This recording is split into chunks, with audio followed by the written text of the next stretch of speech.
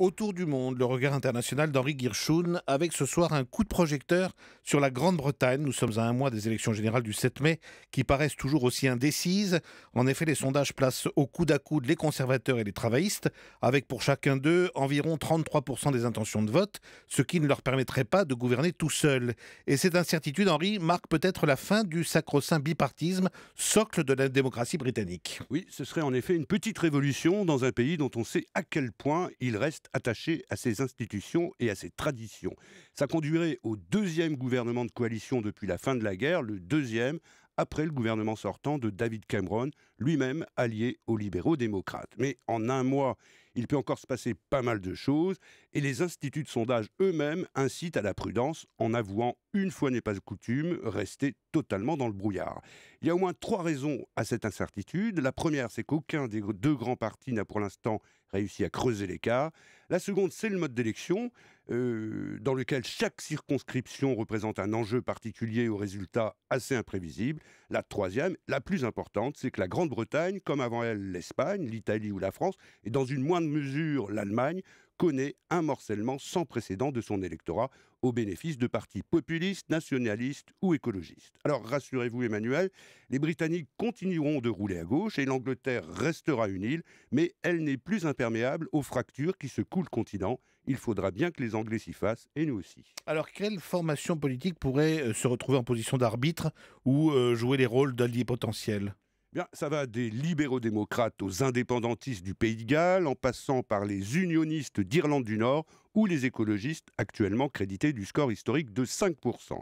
Les résultats les plus attendus sont ceux de UKIP, le parti europhobe et anti-immigré de Nigel Farage, à 12% dans les sondages, mais qui est défavorisé par le mode de scrutin. Et à gauche, c'est celui du SNP, le parti indépendantiste écossais, qui pourrait remporter 40 sièges et devenir incontournable dans le cas d'une victoire de justesse des travaillistes. Mais comment les indépendantistes écossais peuvent-ils prendre autant d'importance alors qu'on s'en souvient, ils ont perdu le référendum de septembre dernier ? Eh bien, parce qu'ils l'ont perdu d'assez peu. Souvenez-vous de la grande frayeur qui avait tétanisé toute l'Angleterre à l'époque. Or, les voix des pro-indépendances vont presque automatiquement se reporter sur le parti indépendantiste, tandis que celles de leurs adversaires vont s'éparpiller. Évidemment, à l'arrivée, ça a promis de solides tractations au sein de la gauche, car ces indépendantistes écossais ne sont pas du genre à offrir leur force d'appoint sans rien obtenir en échange. Henri, les grands dossiers de la campagne, les enjeux principaux du vote, c'est quoi ? C'est le système de santé, très nettement défaillant, l'immigration, le cheval de bataille des populistes, et surtout l'économie. Là,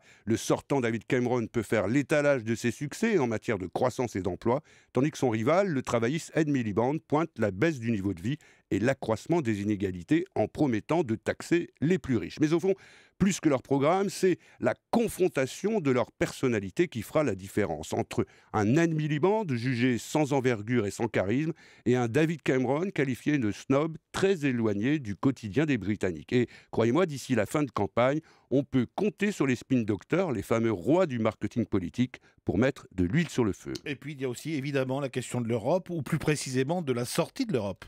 Oui, elle est en filigrane de la campagne, puisqu'en cas de victoire, David Cameron a promis un référendum dans les 2 ans, avec, pour ce qui le concerne personnellement, l'espoir de maintenir l'attelage. Y parviendra-t-il alors que l'Europe bashing est devenu un sport national outre-Manche ? Cette semaine, le journal The Economist évoque l'Europe et la politique étrangère de la Grande-Bretagne dans un long article intitulé « Petite-Bretagne, acteur rétréci de la scène internationale ». Un peu cruel, même si on ne saurait mieux dire. Les élections générales en Grande-Bretagne à J-29 du scrutin, c'était le regard international d'Henri Guirchoun. Merci Henri.